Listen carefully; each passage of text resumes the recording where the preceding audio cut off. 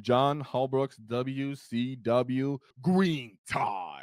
And he actually did send us some notes. So bear with me as I fumble around with some of these notes. I did, of course, pre-read them and get through them a little bit. So we'll try to make it nice and concise. So John Holbrook had been premiered on the channel before because he did go undefeated 6-0 to qualify for this event. And he also took Green Tide back then. So you can check that out for an alternative version of Green Tide if you're not into this one. But he decided to go for even more bodies than his other list that he had before. So in that case, he brought a Big Mek, which yes, in fact, is a new addition to his list. While Snikrot, who's another new addition to his list instead of a commando. We have 3 units of Pain Boys, one with Bloodthirsty Belligerents, followed by 3 War Bosses, and then a Weird Boy who was the Warlord with the enhancement for Cunning but Brutal. He chose to opt for all 6 20-man units of Boys, 2 minimum size units of Gretchen, 1 unit of Commandos, and then 2 5-man units of Storm Boys. John pretty much learned from his last outing with Green Tide and just in general from all his game with Green Tide is that the enemy and the opponents are going to take fixed. And then, all that really does is push him as an orc player to go back to the meat and potatoes, the fundamentals of orcs, what orcs do. And what orcs do is score points, trade body for points. We control attrition. That's the way of the game for us. That's why he just realized, hey, people are going to take fixed against me. My job is to flip the primary on them, continue to score my secondaries in my primary, make a higher max cap capacity of points I will be scoring, and limit my opponents, pull out the win that way. So a lot of the time he did end up using these games. They ended up being close games, and he did just end up flipping them like that. So if you're thinking about Green Tide and you go, well, they're going to take fix, they're going to take assassinate, they're going to take call the horde. Very true. And plan for it, right? Plan for the worst and hope for the best. Plan for it, play against it, and have your set plan that scoring comes first. If you're playing Green Tide and you're wondering how Green Tide works, Green Tide is the essence of orcs because it's not about killing, it's about winning on the points. And that's really how orcs have always worked for several editions, even though, of course, we have our ways to kill, right? Of course. But if you understand that part of orcs, then you can play any version of orcs. So let's look at his path to victory. And I do have, like I said, his he had notes that he sent over to me. I'll try to not read just straight up everything verbatim unless you guys really want me to, so it doesn't get too jabbery. But let's look at John Holbrook's path to victory. Shout out to our sponsors, the Baron of Dice, as they helped us do our Waaaghtaktiks dice. So shout them out. Check them out in the description, 5% off in the discount because nobody likes taxes. And shout out to Baron of Dice. They allow us to do our paint competition. So thank you very much to them. So he did end up going 5-3. He did end up 53rd. He did not get best performing orcs, even though he did start out hot. As you can see, he was 3-0, and then at the end of day 2, he ended up taking his first loss. So he was out in front of the pack of all the other orcs. We do have the best performing orcs of Michael Mann. He did go 6-2. We are going to cover him. He's going to be on the channel on Friday. But I really, really like John Holbrook's list, and I really, really appreciated him sending notes. So that's why we're going into it. So with that being said, let's look at his first game. With his first game, and I do have notes for this, but let's look at the list. He is a Tile Empire. It's a Commander Farsight, 3 Cold Star battle suits, followed by 3 Crisis Sunforged battle suits. No, sorry, that was wrong. 1 is a Sunforge, and 2 of them are Star Scythes. 2 Sunforge, 2 Star Scythe. Followed by 2 Ghost Keel, a Kroot Pathfinder, 2 Riptide battle suits, and then 3 units of stealth battle suits. Now I do have the note, that way I don't have to make conjecture here. So keep in mind, it was, I can pull the mission up as well. So for the first mission, it was layout 7, cheeky little layout there, followed by the ritual with Stalwart and Hammer and Anvil. So he says respectively, it was a good layout. It was a good layout as he could get with those matchups. So he said that's pretty much the best he could do with going into Tau and for Dark Angels because they both had to deal with this. In the Tau game, he didn't have the ability to shoot me. Like he didn't have the ability to shoot him fully well to his 120 of boys until he shoved all the 120 boys up the table for the wall. So the burst cannon for sustained 2 strat was insane, and that would make he would be take 20 like 40 saves at a time for his boys. Luckily, it was just a momentum thing, and he realized that he just had to kind of shove forward and run him down as early as possible. Funnily enough, that's kind of the way for Green Tide as a whole, right? But really, with going into Tau, when people ask what do you do with Tau, what you do with Tau is immediately pressure them and run them off the table, because the later you get into the game, the worse it gets. And he was taking 40 saves at a time once he started getting into it because of sustained 2 strats. But he was able to get the position and go first. So he didn't have the ability to shoot him enough before he was able to shove all the boys down his face. Then, like I said, for his next mission, he went into Dark Angels, which we have a Gladius Dark Angels list. He has Azrael, Lionel Johnson, Apothecary Biologists, Intercessors, 3 5-man units of Deathwing Knights, Eradicators, 10-man units of Hellblasters, 5 Infiltrators, 5 and then 2 5 units of scouts. He said round 2 against Dark Angels was a good matchup on any board. They don't really have the outputs to deal with his boys. He will outscore them on primary every single time. This game showed me that Green Tide might suck for actually scoring points, though. Dude focused down on scoring units early, and secondary units became a pain as I needed boys to shoot. I needed boys to charge stuff, not to stand in place and press buttons. Now, that's something that I really found as a big deal when I was looking at Green Tide, especially after all the changes with Nexus, which our ability to not stand and do cleanse reliably in multiple turns, right? Another army that was able to take advantage of this with me was when Death Guard was playing with Plague Burst Crawlers, and they could say, well, I'm going to indirect fire your Storm Boys, I'm going to indirect fire some of your Gretchen, I'm going to indirect fire whatever you're going to use to score. And that is a big problem when the enemy can actually take that away from you. And that's something that he had to deal with. He said one thing he wanted to keep in mind that he put this notes. Let's see. I'll read his note that he put here for later. But in short, this was an easy matchup for round 1 and 2. Not easy matchup, sorry, round 2. But for round 2, he said that it was a favorable matchup on any mission. He wants to stand there with Terminators, simply not an OC or enough output to kill them. So we move on to day 2. So day 2, he goes into, I have the mission here. Day 2 is layout 2. The first mission, so mission on game 3, is Scorched Earth, Inspired Leader on the Crucible of Battle. So we have, it was the corner style deployments. He said these were tough games. So right away on game 2, things have switched for him. First day wasn't that bad. Day 2 got a little bit more rough right off the bat. So third game was into, and of course, chat, I'm going to interact with you guys in a second. I'll stop in probably after the first 4 lists and then see what you guys have to say. So for his Eldar matchup, he had Avatar came, the Vizark, Yavrin, Artark, and a Farseer, a Guardian Defender, 5-man unit of Reapers, 5-man unit of Striking Scorpions, 2 units of 5 Swooping Hawks, a Trope, Warp Spiders, and then triple Fire Prisms followed by a Viper. So he said, sorry, I should have showed you guys that, but I went through it too fast. Triple Vipers, bunch of your characters, the Avatar. But as for his notes, what he said is normally Eldar is a good matchup, but he had triple Fire Prism. So let me show you the triple Fire Prism real quick, because I did pull that out because I haven't seen one of them boys in a little minute. This is the beginning of the edition. So they movement 14, T9, 3 up armor save, 12 wounds. They do have a 60-inch 2d6 blast, strength 6 -1 2 damage cannon. Hate to see it, because then your pain boys are not getting the value they want to really survive this. And then they have shuriken cannons for sustain, and then some catapults. They do have linked fire for at least their lance, where they don't have to see. As long as one person can see, they can all can see, and then they can select to re-roll a hit and a wound and stuff like that. But he had 3 of those guys for the volume. So yeah, typically, like I've said a bunch of times with Eldar as a whole, is they don't really have the volume to deal with orcs or the activations like quickly enough, and then we kind of overrun them even with hurt units.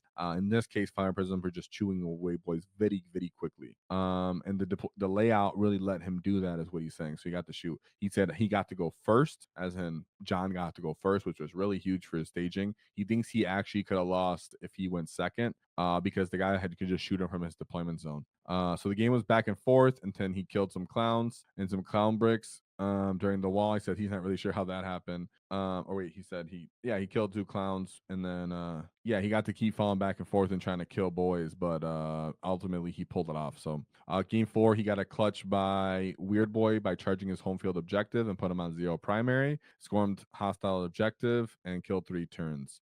So it just swept the points on them, and I think that's pretty awesome. So really, really important. Like I always like to say, you can't count on luck, but luck counts, because he got that home field charge off with the Weird Boys and swung the primary there for his 3rd game into Eldar. So things are already getting rough here, because he already, showed and kind of gave his hand that, hey man, honestly, shooting armies on this layout, this deployment was rough for me, and I felt it in the first matchup. Wasn't even a necessarily really threatening long range shooting army. Meaning, going into his 4th game, going into Bjorn, don't jump on me, European friends.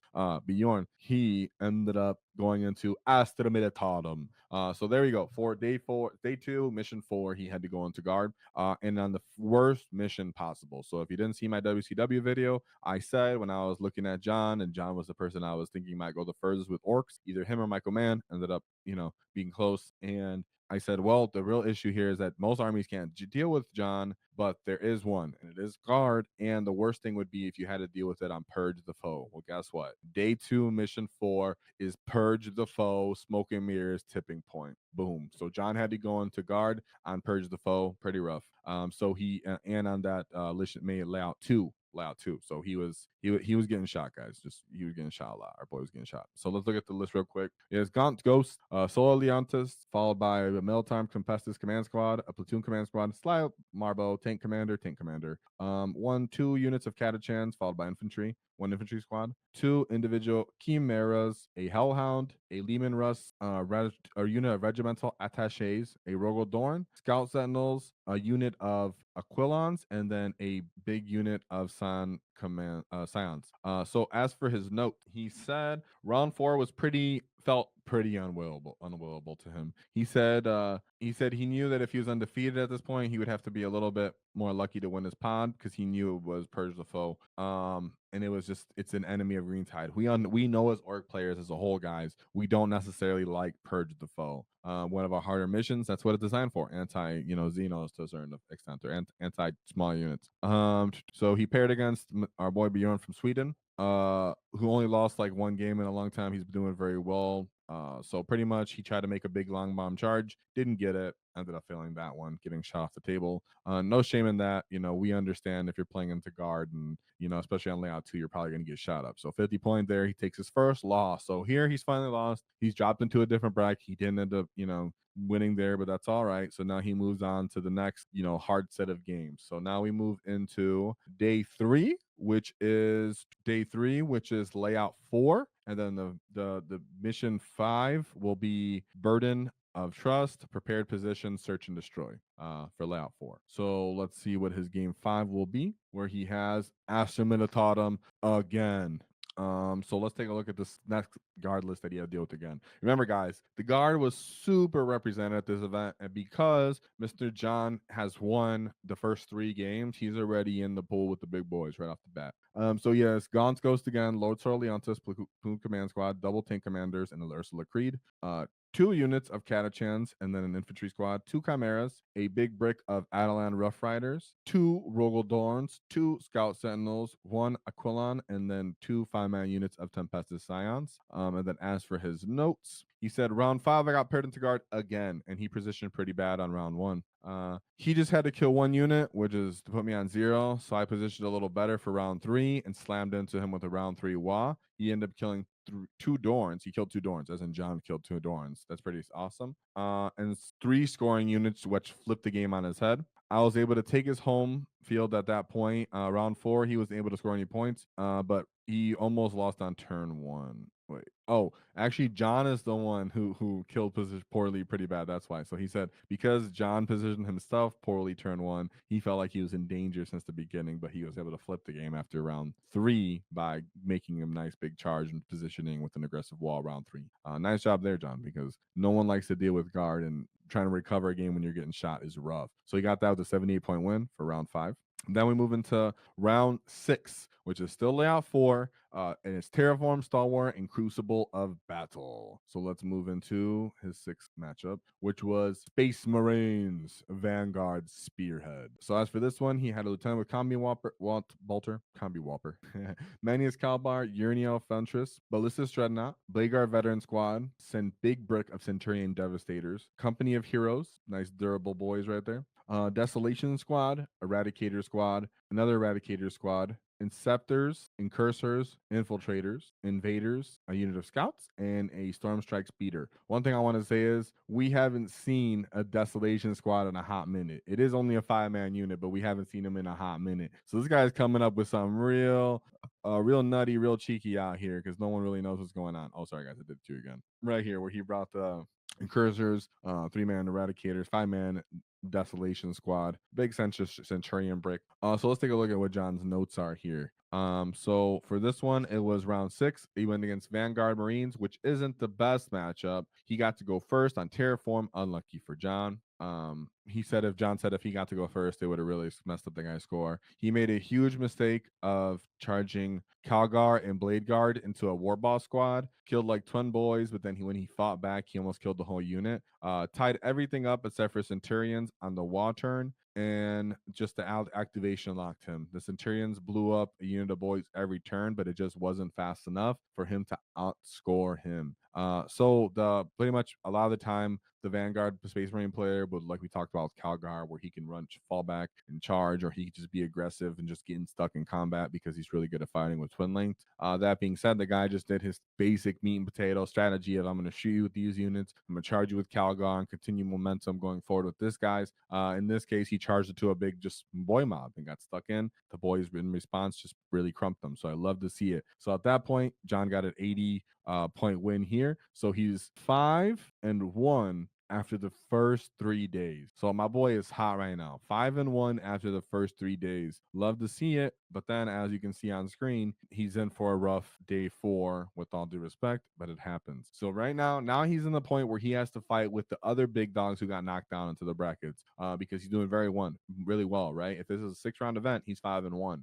So now he's fighting with the other 5-1 type levels. At Worlds, he's 5-1 after day 3. So he's fighting with the monsters here. And one of the first monsters he has to get with is Mr. Wesley St. Hines. So shout out to Wesley because he played against one of my homies with Mr. Kevin, and Kevin was talking to me about this list for weeks before WCW and how I felt about it because how atrocious and obnoxious it was. Kevin lost to this unit Bailey by like this list by like a couple points, right? This list is potent. Waaaghtaktiks has covered it, and Wesley has so much knowledge in this, and that's something that Mr. John pointed out as well. That Wesley is extremely knowledgeable in this army and this list. So real quick, let's go over it. It's called I have too many bodies. Just kidding, it's not called that.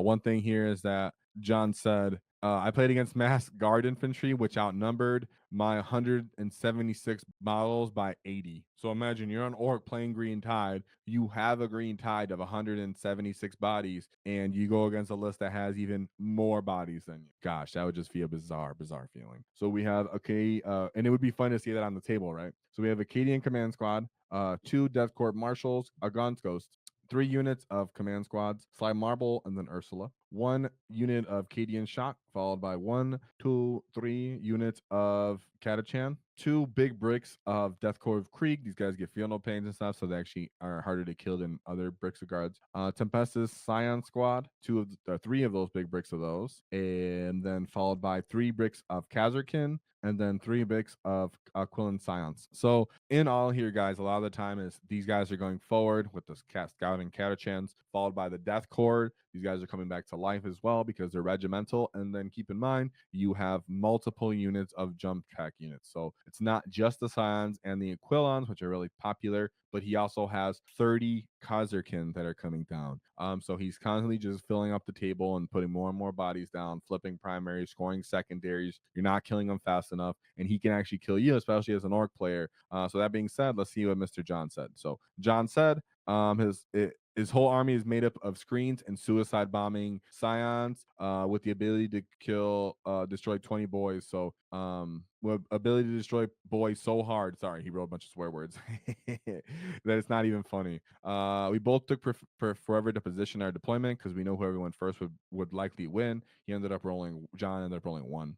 So Wesley stormed all the Catachans at me. He was never able to get a foothold. Then he brought all the Scions down and the Kazarkin down and started blowing him away. He felt like if he got first, then John could put all the commandos in front of him and then try to do this him in reverse by dropping all of those boys into him with the green tide and then making everything kind of deep strike into his backfield. Which sure he might still get obliterated, but it would stop Wesley from also scoring. So that's typical what orcs do, right? But that being said, he ended up losing that one with a 35 points. So very, very rough one right there, which you can imagine, right? They just keep you back and blow you away. Wesley was going against everybody. Wesley was shaking up the meta with this funny list. Then we go into his last but certainly not least game. Oh, I said that already. I did not say that. On day 4, mission 7, it was layout 1, take and hold, raise banners, tipping point. Sorry, should have said that. Then we go on to game 8, which was layout 1, linchpin, raise banners, search and destroy. So here, make sure you guys can actually see if you can.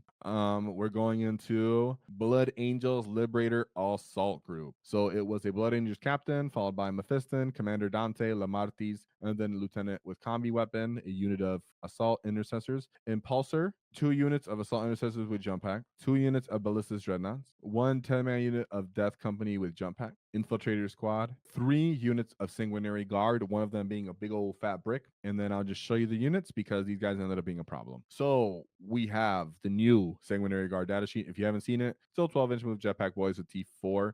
They do have the 2 up armor save still with 3 wounds of pop. 4 up invuln. Real catcher here. They are -1 to hit when they're in combat. So they're -1 to hit for us boys. And then when they're being led by character, they're also -1 to wound. The big deal here is that this does not give the caveat of you must be a higher strength than them for -1 to wound. Meaning the boys typically wounding these guys on 4s are now wounding these guys on 5s because you don't have to be greater, you just have to be the same as. Meaning that they were really hard to deal with. Not to mention these guys fight. These guys crump. These guys get stuck in very respectably. They got respectable shooting pistols and everything to say the least. So let's look at the notes real quick of what our boy John said about this. He said, Blood Angels, this 12 sanguinary guard who are my new worst enemies as orcs. They're -1 to hit, 2 up armor save with armor of commitment, really hard. A lot of boys to kill even 1, which is exactly what happened. So he full shoved them at him on round 2. John didn't call a wall on round 2. He said, oops, big mistake. And he took a whole bunch of damage here. He said he had better target priority. He would have gone for the death company instead of the sanguinary guard. And that should have offset the output that the Blood Angel player had. That way he can actually score enough points and not die. So pretty much what John's saying here is target priority would help him control his rate of attrition. If he would have killed Death Company instead of Sanguinary Guard, he would have lost all those Death Company offensive output, which would have kept John in the game enough to swing the scoring. One thing that he did say here was that he killed like 4 Sanguinary Guard and 5 Death Company Marines with his rockets. So he said, take your rockets on your boys' units, peoples. He also said that the mission benefited the Blood Angels player because he had to always kind of be in threat of the Blood Angels positioning because where the primary objectives were. So it was pretty rough.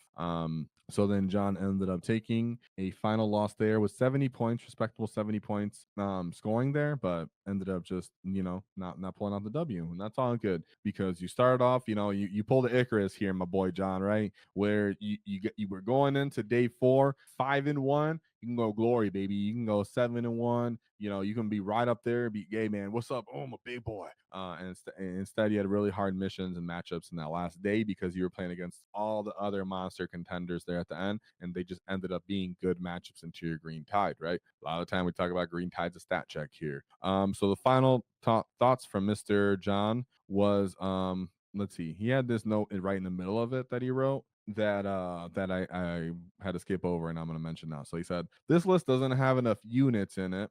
If he were to change it, I think he would run something that was more like Lucas Troller's WCTC list, where he has something like 80 boys and a bunch of little units and flash kits. He said getting screen was enormous and it was really, really hard. It was a hard time to even get the rockets to shoot. Having more guns would have helped. What I talk about a lot of time with you boys, playing multiple phases of the game, having a combined arm, aspect to your game is very, very important for you as an orc player. That's why I've been pushing Dread Mob. I've been pushing certain shooting units. It's not because I really, like to shoot. I actually don't. I just like to enforce the combined arms aspect, and it's barely beneficial, which is what John is, saying here as well. Even in Green Tide, he said in all those games, my opponents were smart enough to kill the Big Mek squad as quickly as possible, because he can walk through screens. So that ability seems to be this ability seems to be a workaround. So unless you don't take 3, it's not as useful. So he's saying even though the Big Mek ability is really awesome, the fact that the opponent could just narrow it down to that one means that it's not as useful. That being said, when we did see the Big Mek being used on other high level players, they brought 2. So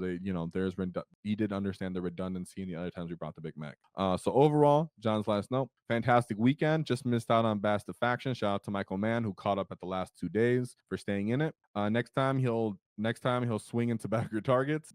Chillest event he's ever been to. Not a bad moment at all or feel bad. And thank you very much for John for that. And like I said, shout out to Michael Mann. We're actually going to talk to him on Friday about his Dread Mob performance for 6 and 2. But give yourself a ton of credit, Mr. John, because you very much deserve where you were at, deserve all the respect. Sometimes the rankings don't reflect where you could have possibly ended up because, for example, you're 5 and 1 on day 3, and then you have super hard matchups at the end of day 4, right? So we recognize that. So all due respect, great job. And it's the rise of the Green Tide from Mr. John Holbrook. If you enjoyed the clip, check out the full video here. If you'd like to see more tactics, click here. Let's get stuck in, lads!